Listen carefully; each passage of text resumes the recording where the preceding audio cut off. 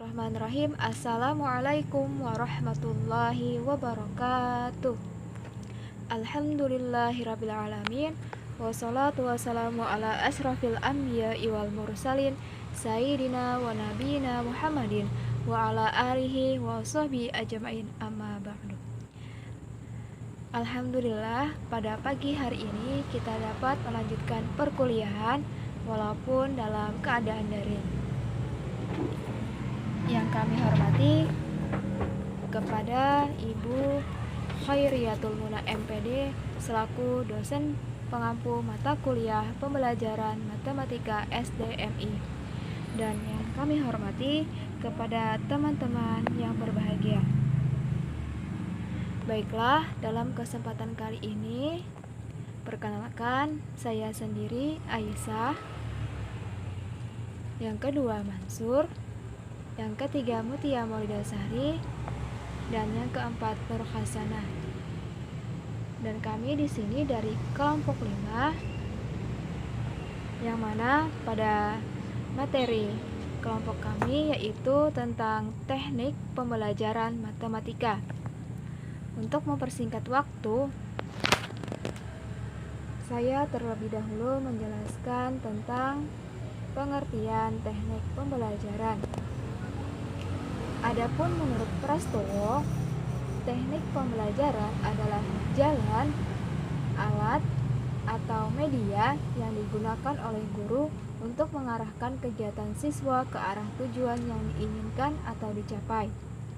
Adapun menurut Kusnah, teknik pembelajaran merupakan cara yang dilakukan seseorang dalam mengimplementasikan suatu metode secara spesifik. Misalnya, penggunaan metode ceramah pada kelas dengan jumlah siswa yang relatif banyak membutuhkan teknik tersendiri, yang tentunya secara teknis akan berbeda dengan penggunaan metode ceramah pada kelas yang jumlah siswanya terbatas. Mungkin itu saja penjelasan dari saya. Selanjutnya akan dijelaskan oleh teman saya. Yang selanjutnya saya akan menjelaskan macam-macam teknik pembelajaran yang bisa digunakan dalam pembelajaran matematika. Yaitu 1. Teknik menjelaskan.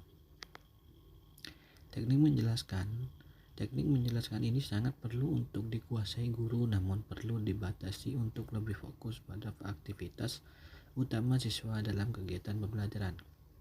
Menjelaskan merupakan salah satu keterampilan yang harus dimiliki oleh seorang guru, karena tidak semua siswa dapat menggali sendiri pengetahuan dari buku atau sumber lainnya, atau kurang ketersediaan sumber yang dapat dimanfaatkan oleh siswa dalam proses belajar mengajar, menyebabkan guru harus membantu siswa dengan cara menjelaskan hal-hal tersebut. Ada beberapa tujuan pemberian penjelasan, yaitu 1. Dapat membimbing siswa untuk mendapatkan pemahaman yang benar. Yang kedua yaitu melibatkan siswa dalam pemecahan masalah atau pertanyaan.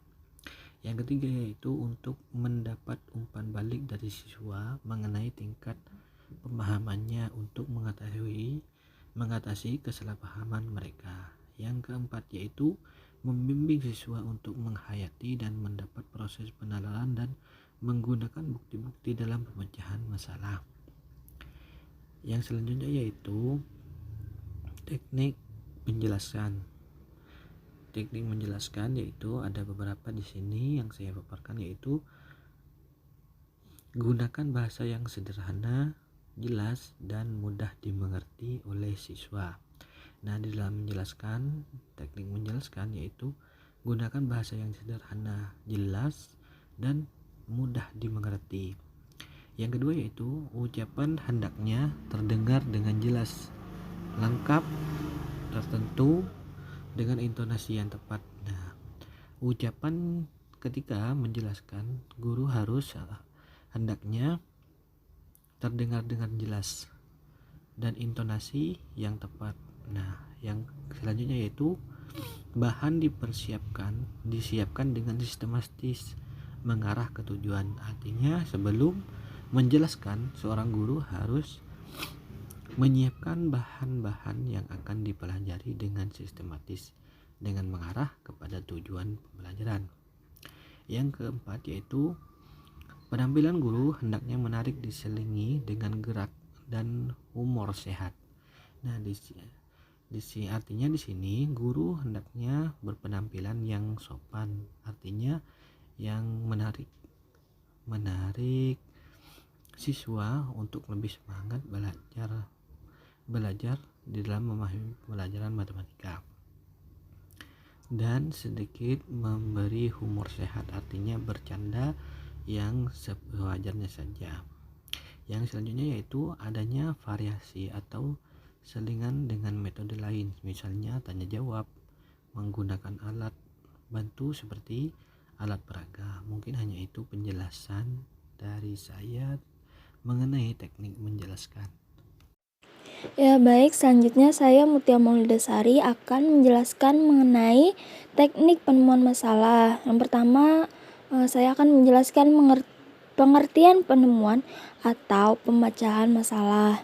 Nah, pemecahan masalah itu merupakan sebagai usaha mencari jalan keluar dari suatu kesulitan guna mencapai suatu tujuan yang tidak tercapai. Nah, dapat disimpulkan bahwa pemecahan masalah itu merupakan usaha nyata dalam rangka mencari jalan keluar atau ide berkenaan dengan tujuan yang ingin dicapai. Nah, pemecahan masalah ini adalah suatu proses yang menuntut seseorang untuk mengkoordinasikan pengalaman, pengetahuan, pemahaman, dan intuisi dalam rangka memenuhi tuntutan dari suatu situasi. Nah, lalu untuk proses pemecahan masalah merupakan kerja memecahkan masalah. Nah, dalam hal ini, proses menerima tantangan yang memerlukan kerja keras untuk menyelesaikan masalah tersebut. Nah, namun dalam istilah sederhananya, masalah ini merupakan suatu perjalanan seseorang untuk mencapai solusi yang diawali dari sebuah situasi tertentu. Ya, selanjutnya penjelasan mengenai kriteria pemecahan masalah. Nah, jadi suatu soal dapat dipandang sebagai suatu masalah jika soal tersebut bukan merupakan suatu soal yang rutin belaka. Nah, yang dimaksudkan soal rutin itu adalah soal yang sering dipelajari siswa dan soal yang sudah diketahui jawabannya dari pelajaran yang pernah didapatkan siswa. Nah, bisa jadi suatu soal menjadi masalah bagi siswa yang satu, tapi tidak bagi siswa yang lain.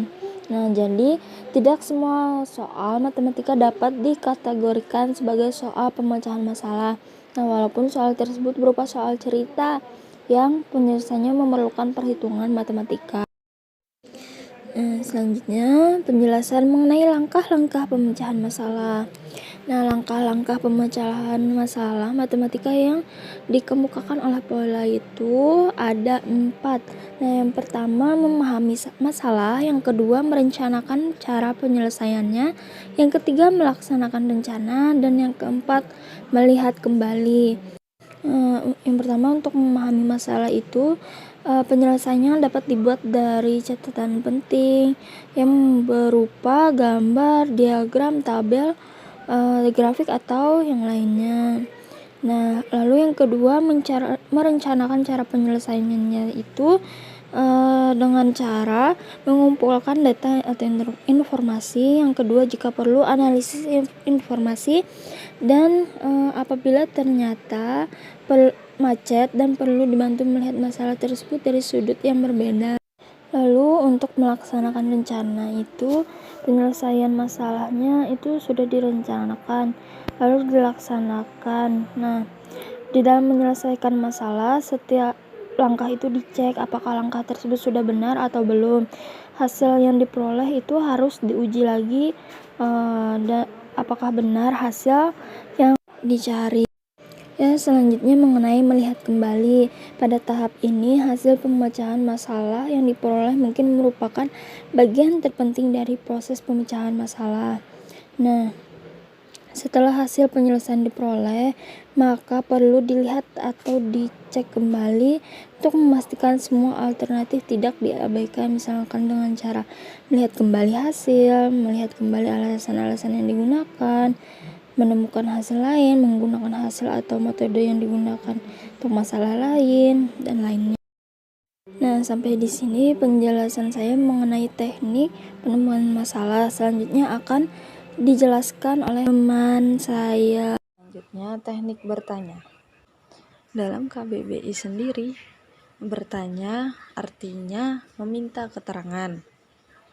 Teknik bertanya untuk menggunakan tanya jawab perlu diketahui tujuan mengajukan pertanyaan, jenis dan tingkat pertanyaan, beserta tekniknya. Nah, dan pertanyaan sendiri itu dibagi dua, yaitu ada pertanyaan tertutup dan pertanyaan terbuka. Pertanyaan tertutup itu hanya memiliki satu jawaban, sedangkan pertanyaan terbuka memiliki lebih dari satu jawaban. Dan pertanyaan sendiri memiliki tingkatan, ada tingkatan rendah dan tingkatan tinggi. Tingkatan rendah ini hanya mengukur ingatan saja, sedangkan pertanyaan tingkat tinggi setidak-tidaknya menurut pemahaman atau pemikiran siswa. Nah, dalam bertanya juga memiliki tujuan. Tujuan pertanyaan itu adalah memotivasi siswa, menyegarkan memori atau ingatan siswa, mengawali diskusi, mendorong siswa agar berpikir, mengarahkan perhatian siswa, mengalahkan penyelidikan, inquiry, dan investigasi, mendiagnosis atau memeriksa tanggapan siswa, menarik perhatian siswa, dan mengundang pertanyaan siswa. Nah, itu tadi tujuan-tujuan pertanyaan.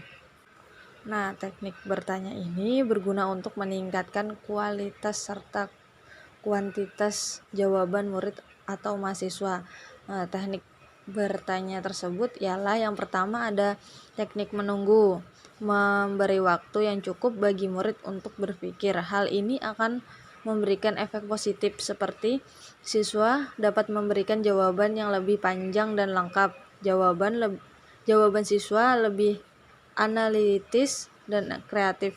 Siswa akan merasa lebih yakin akan jawabannya dan partisipasi siswa meningkat. Selanjutnya ada teknik reinforcement. Pemakaian yang tepat dari teknik ini akan menimbulkan sikap yang positif bagi siswa serta meningkatkan partisipasi siswa dalam kegiatan belajar yang sehingga memungkinkan pencapaian prestasi belajar tinggi. Selanjutnya yang terakhir ada teknik menuntun dan menggali. Di sini ada prompting dan probing question dapat digunakan sebagai teknik untuk meningkatkan kualitas dan kuantitas jawaban siswa. Problem question itu ialah pertanyaan yang bersifat menggali untuk mendapatkan jawaban yang lebih lanjut dari siswa yang bermaksud untuk mengembangkan kualitas jawaban sehingga lebih beralasan.